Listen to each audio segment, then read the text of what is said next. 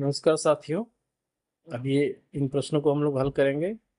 Reasoning के प्रश्न हैं, थोड़ा जीके से भी मिलते जुलते हैं, इसके लिए जानकारी होना भी बहुत जरूरी है कि इनका क्या आंसर होगा, कैसे समझना पड़ेगा। जैसे देखिए, प्रश्न नंबर ये 6, चालक। और ये एक धातु दिया है एल्युमिनियम। तो एल्युमिनियम क्या है? एक चालक धातु है, इसमें से करंट जो है फ्लो हो सकता है। तो एल्युमिनियम चालक है।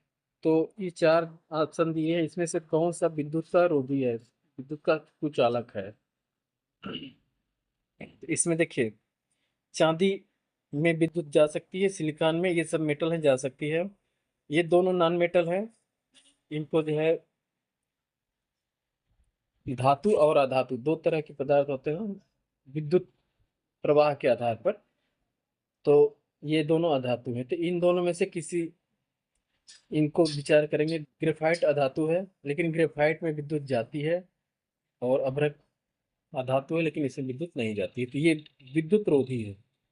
ग्रेफाइट का यूज कहाँ होता है? जो सेल होती हैं, जो बड़ी वाली घड़ी में लगती है, वाल वाल पे जो लटकाई जाती है घड़ी, उसमें जो लगती है।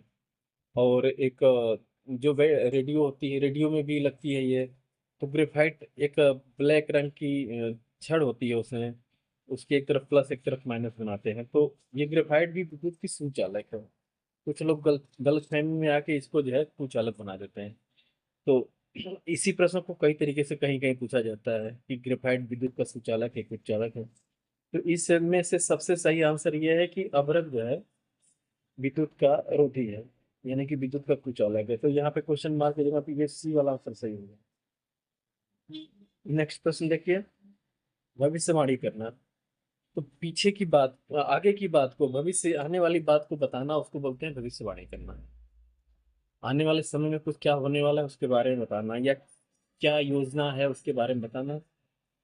तो ऐसे ही याददाश्त क्या है? तो याददाश्त, याद करना मतलब क्या होता है? याद करना मतलब हम पीछे की बातों को याद करते हैं, जो बातें बीत गई हैं उसको याद करते हैं। तो भविष्यवाणी भविष्य की बात हो गई, तो याद करना जो है भूतकाल की बात हो गई। बी वाला आंसर इसका सही होगा, कि हम जो बातें बीत गई है उसको याद करते हैं, इसी के बारे में बात करते हैं, तो उसको बोलते हैं याद करना।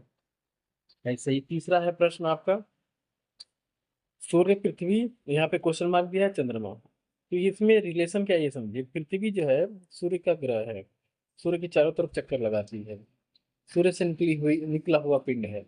वैसे ही चंद्रमा किसका चक्कर लगाता है? चंद्रमा पृथ्वी का चक्कर लगाता है।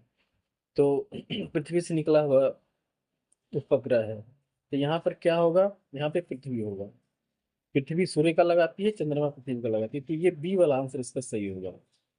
और ये उसका पिंड चक्कर नहीं लगाता है, ये बेतरतीब ढंग से किसी भी दिशा में चला जाता है। और नक्षत्र, धूमकेतु, ये सब स्थिर चीजें हैं। तो ये बी वाला आंसर सही है। तो इसमें इसमें संबंध जो होगा वही इसमें इसमें भी संबंध होगा। तो नेक्स्ट प्रश्न है आपका,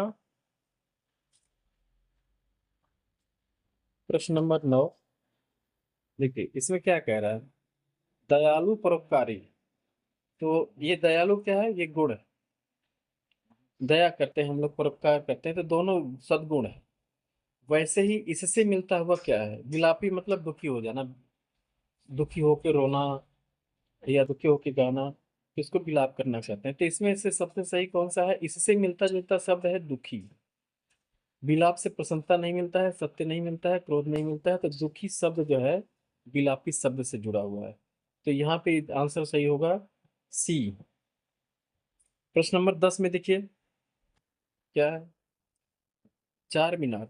चार मीनार जो है हैदराबाद में है, एक ऐतिहासिक मीनार है। तो ये भारत में है।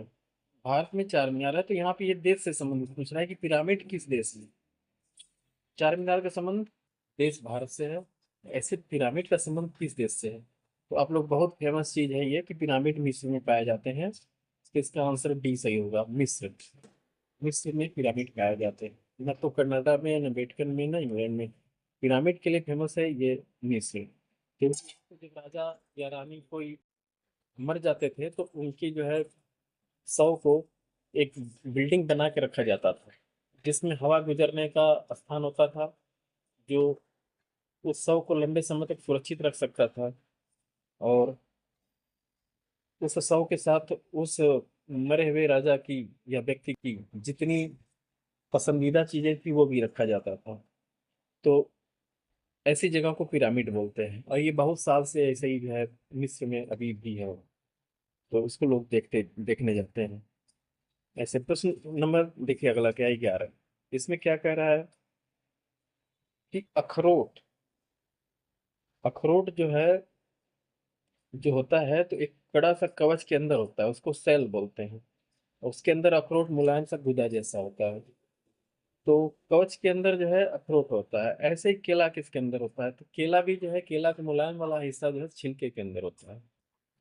तो यहाँ पे इसका आंसर क्या होगा, छिलका। तो जैसे अखरोट सेल के अंदर होता है, वैसे ही छिलके के अंदर केला होता है। इसका जो है ए वाला आंसर सही है। नेक्स्ट क्वेश्चन क्या है, कुत्ता डाबरमैन। तो डाबरमैन कुत्ते की एक प्रजाति है। ऐसे ही मछली की एक प्रजाति क्या है, उसको बोलते हैं सैल्मन। को सैल्मन बोलते हैं। ऐसे ही ये रैगडॉल जैसे बिल्ली की प्रजाति है, और ये जो है जर्सी गाय की प्रजाति है, ये गाय भैंस की प्रजाति है। तो ऐसे जो है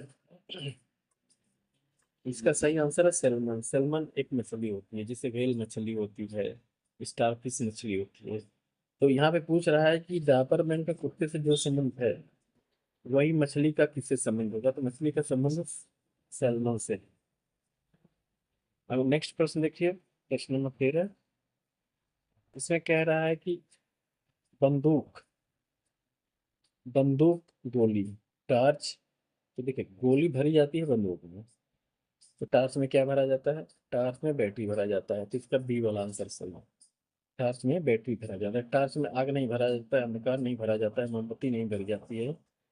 तो जैसे बंदूक में गोली भरी जाती है, ऐसे टार्च में क्या भरा जाता है, बैटरी।